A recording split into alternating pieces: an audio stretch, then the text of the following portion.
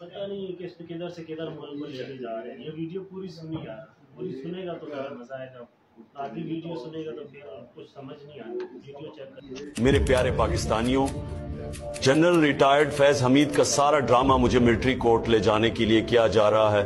فیض حمید کو میرے خلاف وعدہ معاف گواہ بنانے کی کوشش کی جا رہی ہے. ان سب کو معلوم ہے میرے خلاف باقی سارے کیسز فارغ ہو چکے ہیں.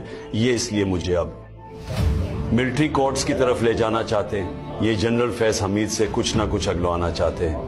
یہ جنرل فیض سے کوئی نہ کوئی بیان دلوائیں گے کہ 9 مئی سازش تھی. اگر جنرل ریٹائرڈ فیض حمید نے میری گرفتاری کا آرڈر کیا, CCTV فوٹیج چوری کی, تو اس کو پکڑیں جو سازش کرتا ہے. وہ جوڈیشل کمیشن کا مطالبہ نہیں کرتا. رجیم چینج ہمارے خلاف ہوا اور مجھے ہی جیل میں ڈال دیا گیا. یہ کہہ رہے ہیں فیض حمید ماسٹر مائنڈ تھا.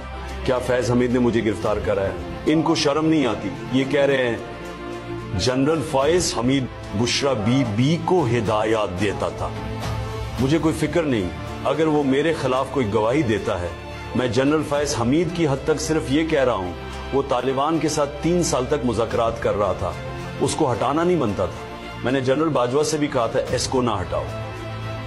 جنرل باجوہ نے میری کمر میں چھرا گھونپا ہے. باجوہ نے نواز شریف سے ڈیل کر کے جنرل فیض کو عہدے سے ہٹایا تھا.